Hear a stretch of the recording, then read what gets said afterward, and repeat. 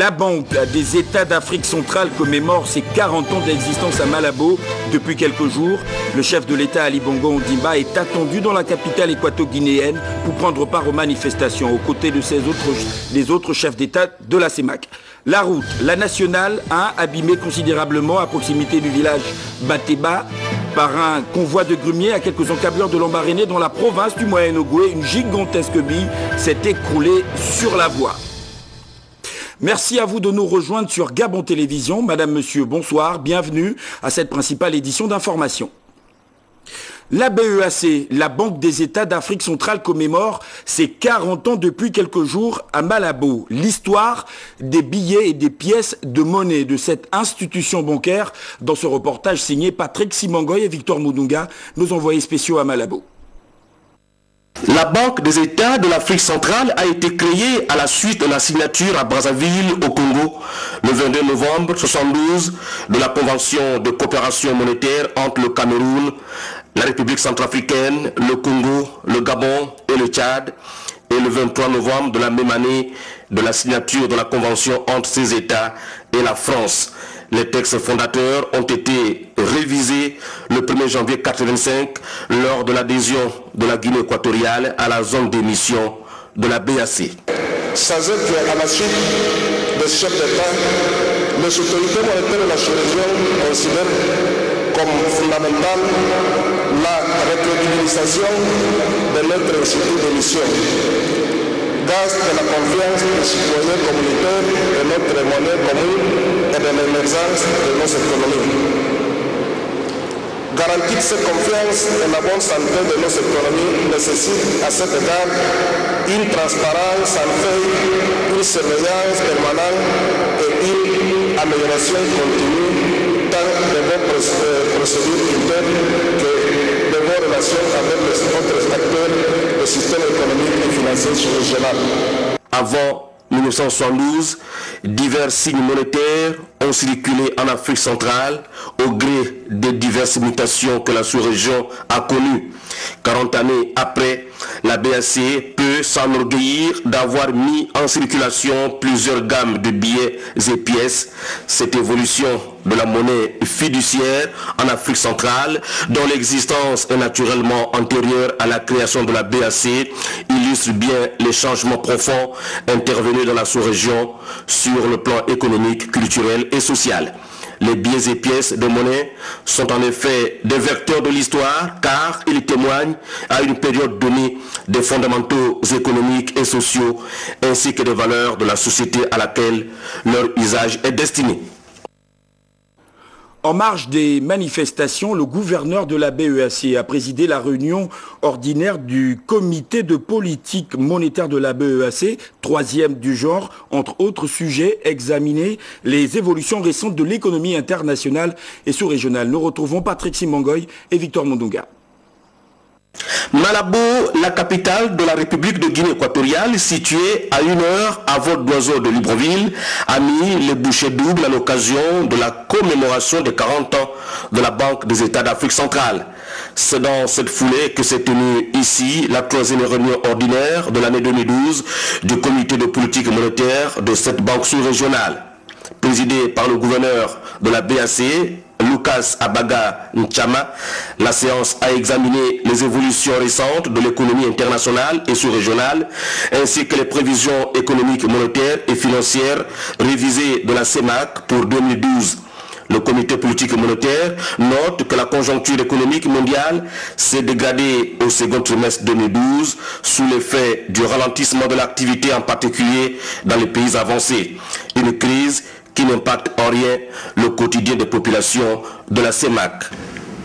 Compte tenu de ces évolutions et compte tenu des politiques monétaires accommodantes dans la plupart des zones au monde, en Europe, aux États-Unis, au Japon et à la BCAO, le comité de politique monétaire a jugé bon de maintenir inchangées les conditions d'intervention de notre banque centrale, de maintenir inchangé le coefficient de réserve obligatoire et le taux de rémunération de ces réserves, ainsi que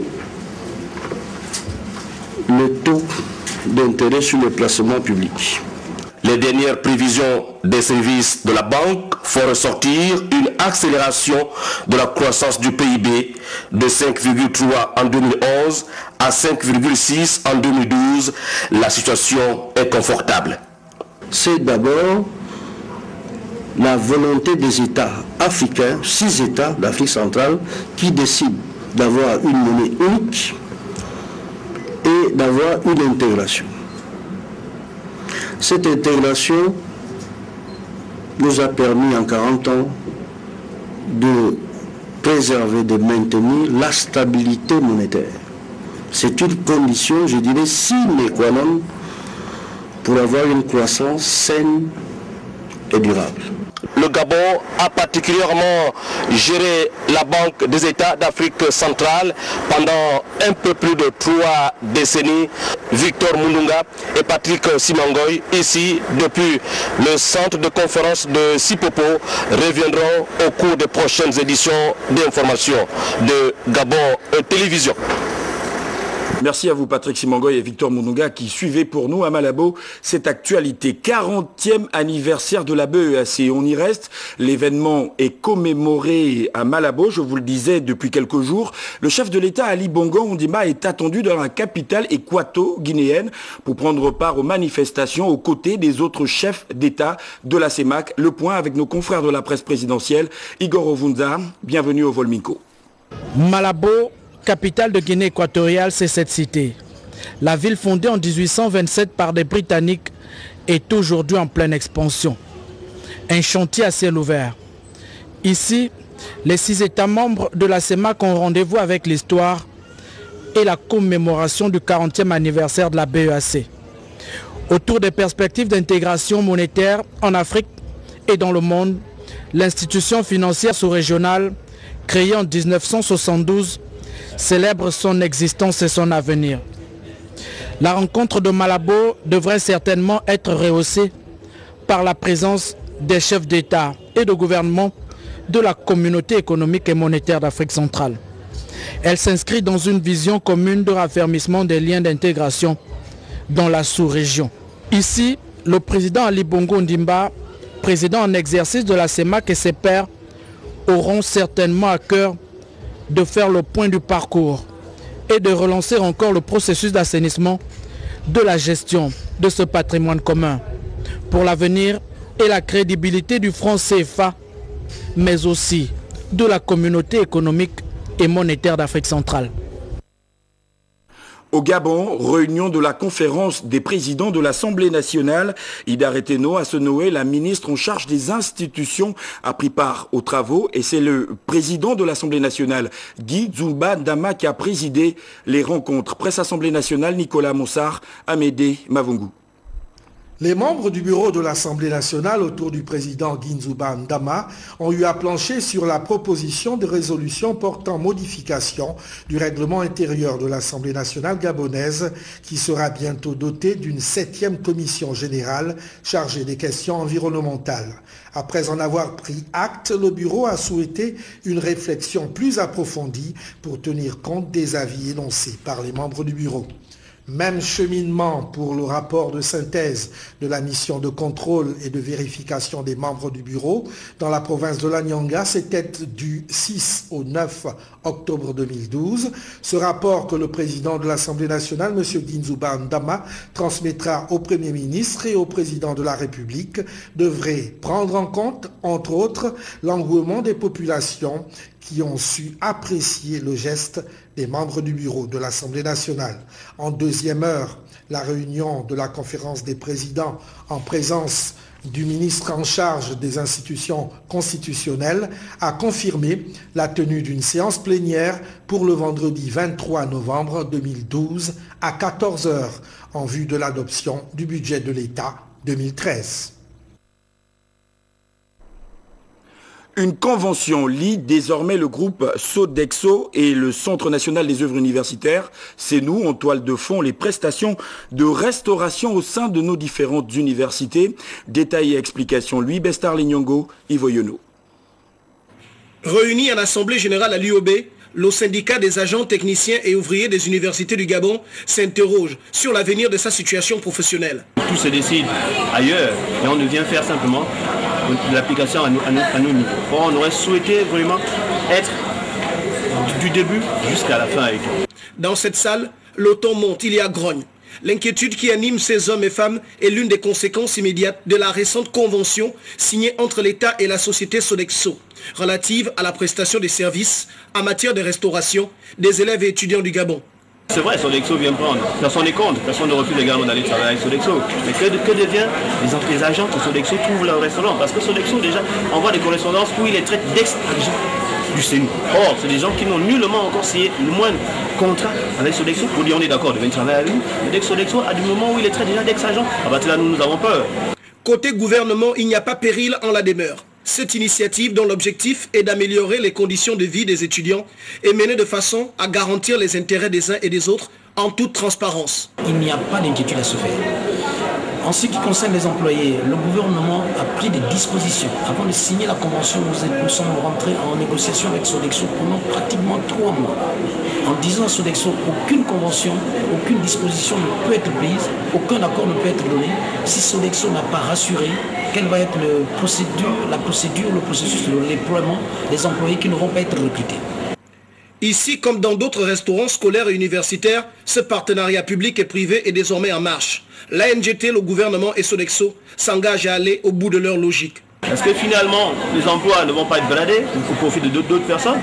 Pour ces étudiants, les futurs tarifs et les heures d'ouverture sont les grandes préoccupations. Le coût du repas était de 150 francs. Un repas. Le coût ne va pas du tout changer. Sodexo et le gouvernement se sont engagés à communiquer pleinement dans le but d'apporter à toutes les parties concernées des réponses à leurs questions. Finalité, lever les malentendus et apaiser les inquiétudes. Voilà, vous l'avez rectifié par vous-même, il s'agit bien des activités qui lient le groupe Sodexo au CENU, mais le point d'achoppement, donc une convention qui constitue un point d'achoppement entre les syndicats et les responsables du CENU. Une note triste dans ce journal qui concerne le décès de notre compatriote Fortuné Obiang, universitaire émérite, critique littéraire à l'université Omar Bongo. Fortuné Obiang a formé plusieurs générations d'étudiants. Il est décédé, nous reviendrons au cours de nos prochaines éditions d'information sur cette actualité. Un établissement scolaire spécialisé en anglais ouvre ses portes à Libreville, la capitale gabonaise. Marius Medical College and Hospital vient d'être présenté au public à la faveur d'un point de presse organisé par les responsables de cette structure privée. C'était en présence de nos reporters Guilain, Cabrel, Lemami et Marlise Mengue. Octobre dernier, Marius Medical College and Hospital signait un contrat avec l'État gabonais sur la construction d'une université d'études médicales d'excellence dotée d'un campus et d'une structure hospitalière pluridisciplinaire à la pointe de la modernité au Gabon. C'est pour matérialiser ce contrat qu'un point de presse a été organisé à la faveur de la presse gabonaise pour expliquer les ambitions que la dite structure s'est donnée pour le Gabon et les difficultés qu'elle rencontre.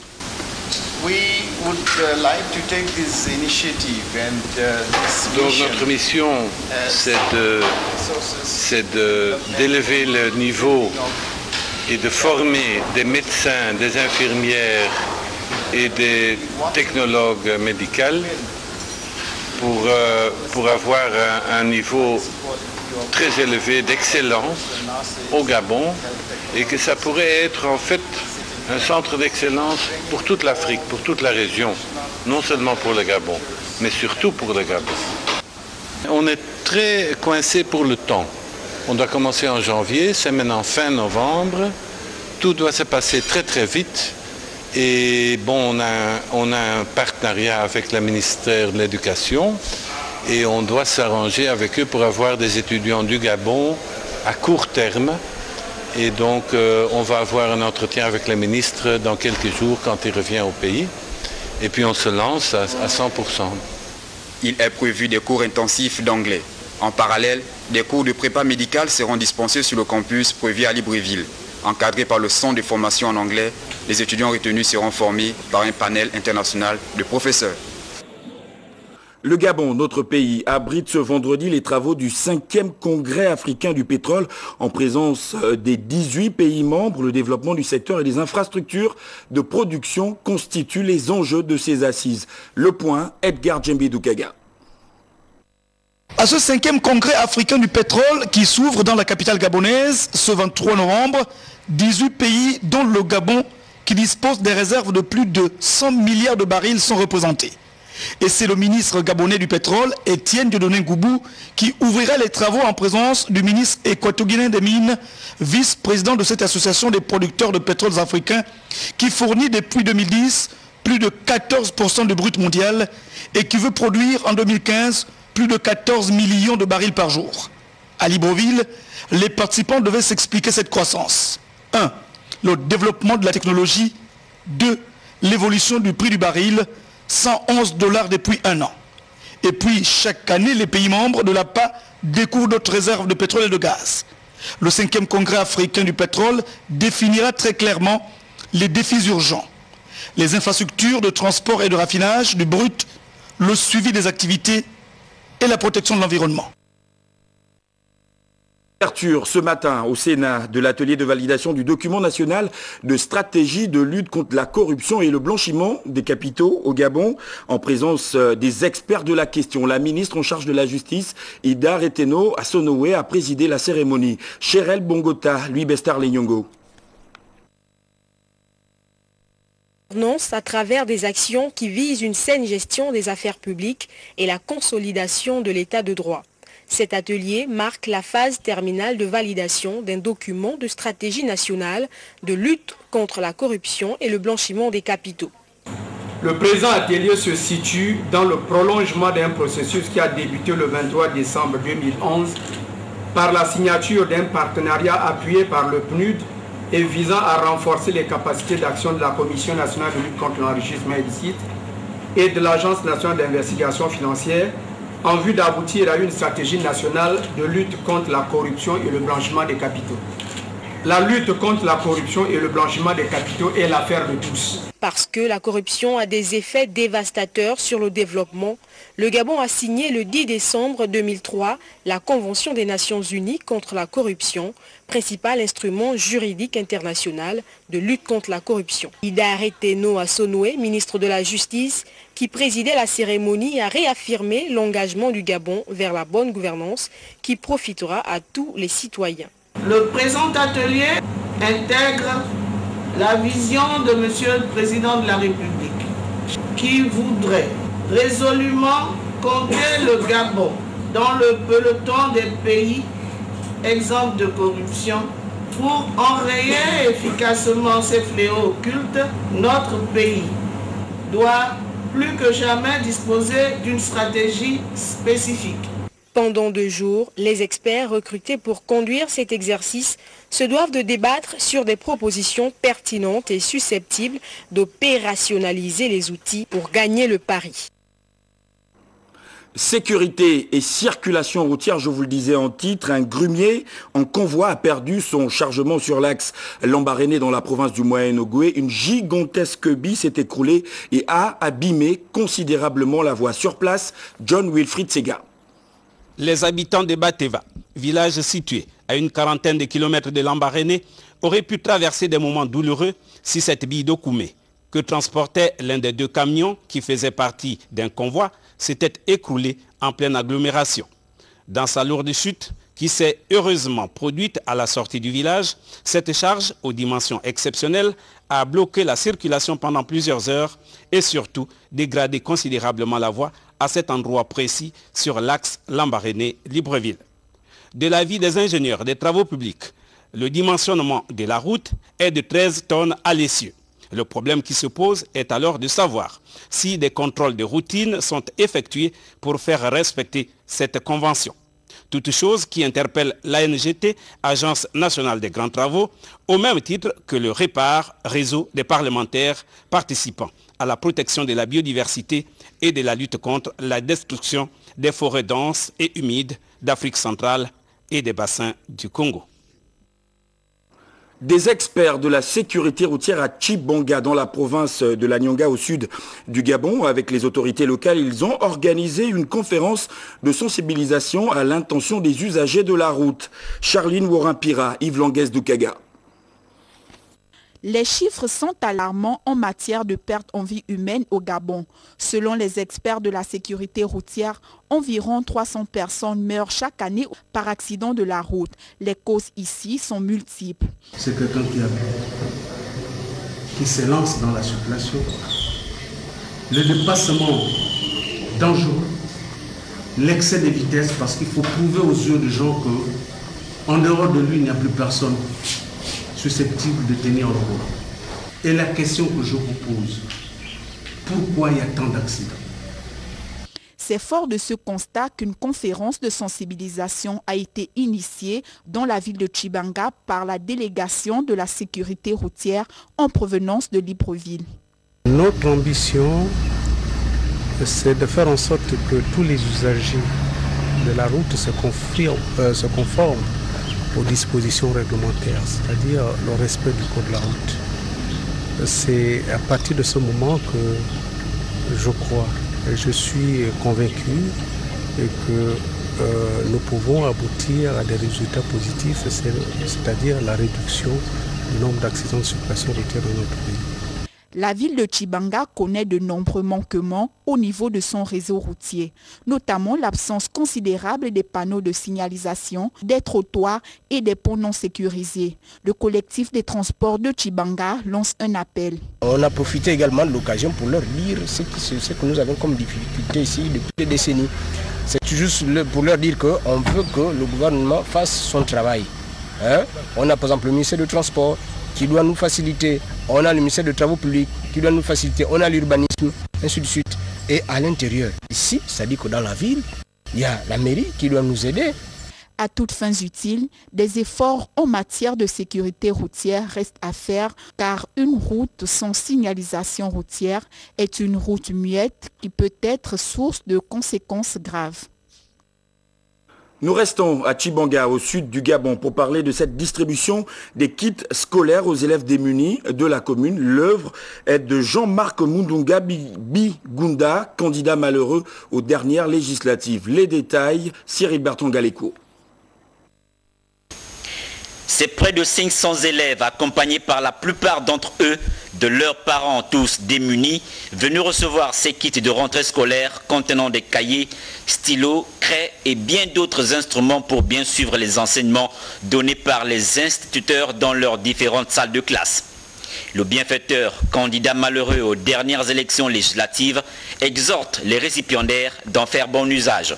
Quand on a déjà un donateur qui vient vers notre commune de Tchibanga, donner ce que nous les parents ne pouvions pas vraiment acheter pour nos enfants, mais ça nous fait du bien.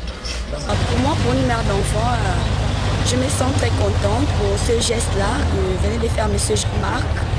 Vraiment, pour ce trousseau de scolarité de mes enfants, je suis vraiment contente parce qu'il nous a aidés particulièrement. Et tout ça, des enfants ne sont pas vraiment, c'est la carte scolaire. Et pas vraiment, on n'a pas encore tout acheté. Et lui, il vient de nous venir en aide. Pour ça, je le remercie vraiment parce que nous sommes très contents pour ça.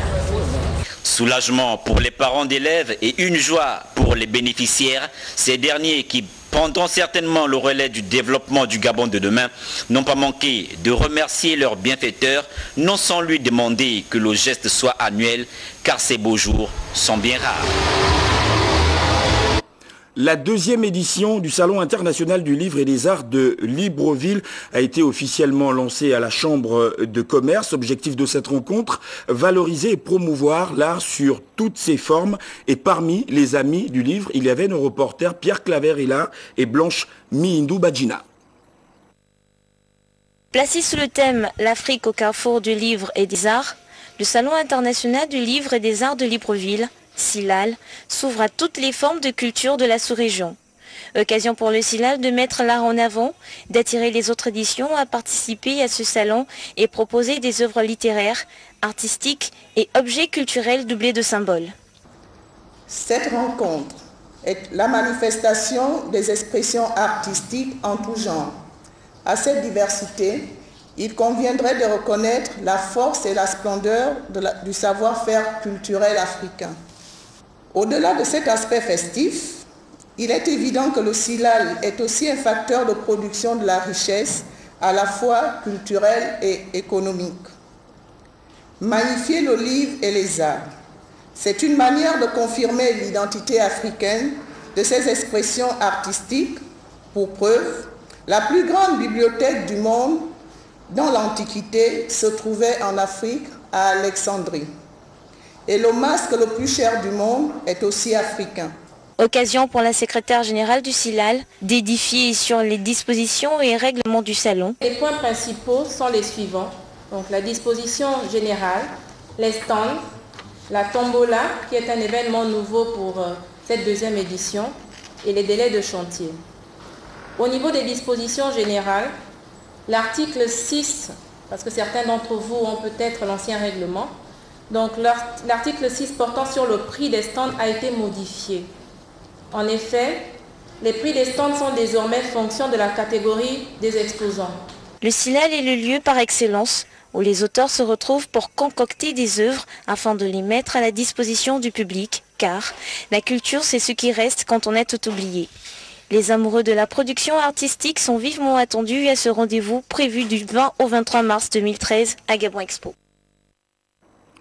Pascal Yama-Lendoy, le gouverneur de la province du Moyen-Ogooué, vient de procéder à la remise de récompenses aux lauréats de la 15e édition du Grand Prix du président de la République. La cérémonie s'est déroulée à la Maison de la Femme de Lambaréné. Un reportage signé Ludwin Kavou et Liyakunda.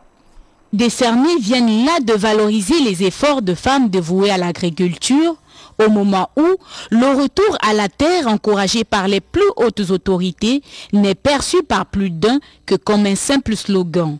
Heureuse récipiendaire aujourd'hui de ces prix, je vous adresse nos sincères félicitations et de continuer au lieu de s'arrêter à 1000 mètres carrés, mais c'est d'avoir des grandes plantations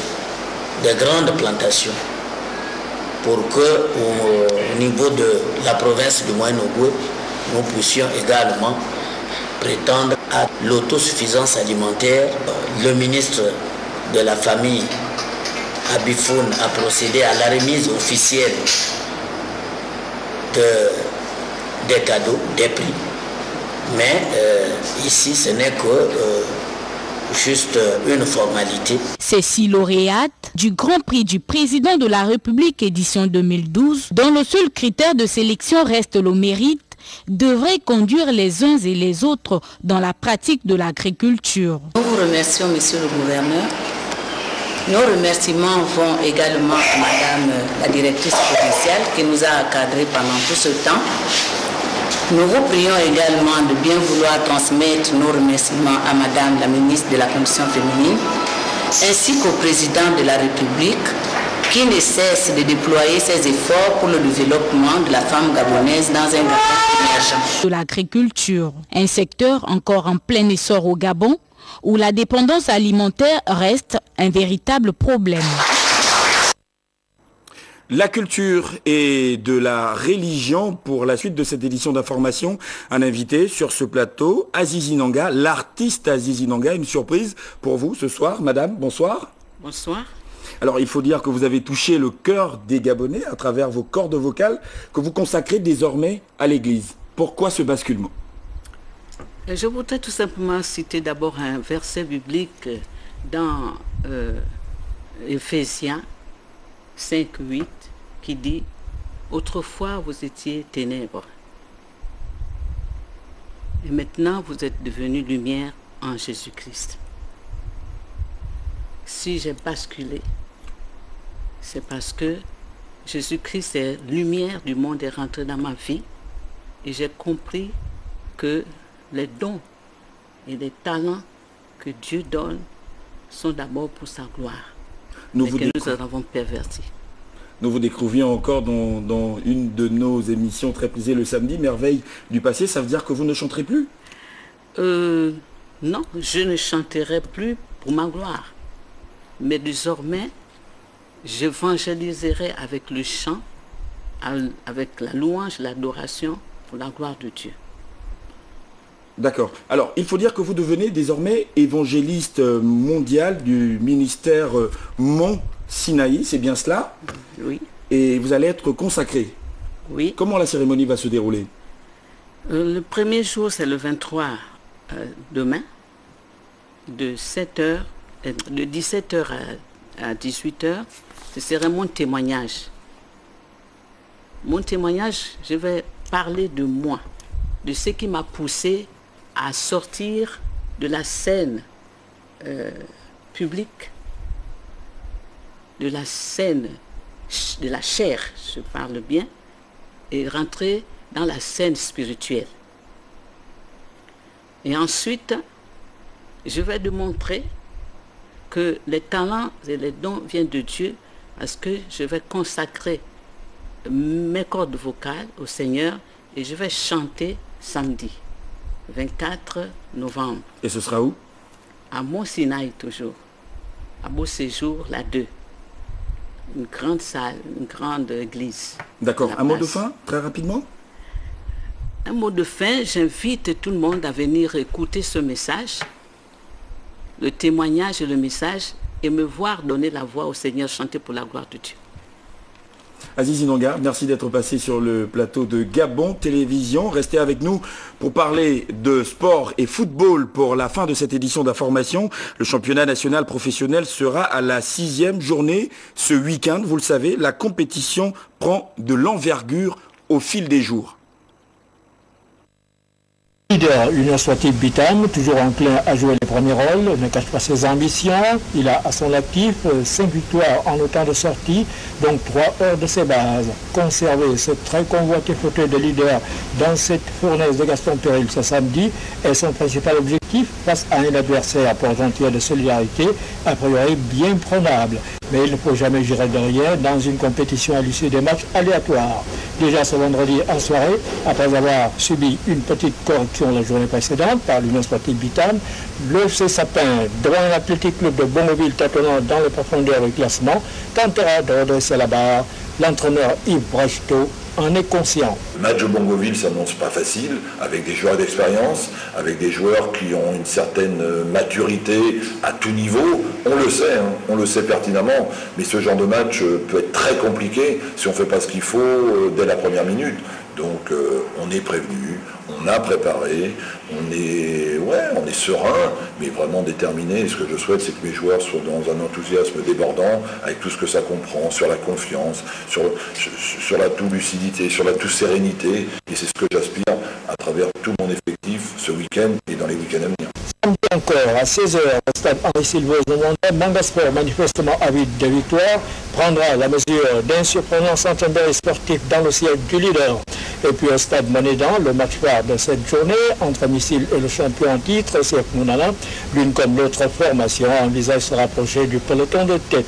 À la même heure, au stade de Nzanayon, CGA, qui s'accommode mal d'une peu confortable 12e place, va accueillir les Migoïens de Pélican, pas aussi remuant en ce début de saison comparativement à la précédente.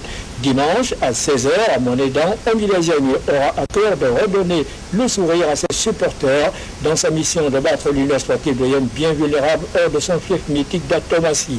La dernière confrontation sera celle que disputeront en Bayer-Franceville, Guinée-Soukou local et le stade Migovéen, restés respectivement plombés au pitoyable et relégable 13e et 14e place avec 0 pointé.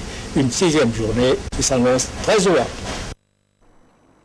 Point final à cette édition d'information. Merci à vous de l'avoir suivi. Derrière le générique fin de ce journal, vous suivrez un magazine consacré au séjour du Premier ministre, chef du gouvernement Raymond Sima en Côte d'Ivoire, où il était prendre part à la conférence mondiale sur le cacao. Au son, il y avait Léger Mavioga, caméra Pierre Claverella, lumière Christiane Dongba, Nodal Paul Bikoukou, VTR Tanguy Tsaka, toute l'équipe d'antenne conduite par Nestor et Comier avec Léa Bifana à la coordination de ce journal. Ce Jean Tarma pour vous dire merci à vous de rester fidèles à Gabon Télévision.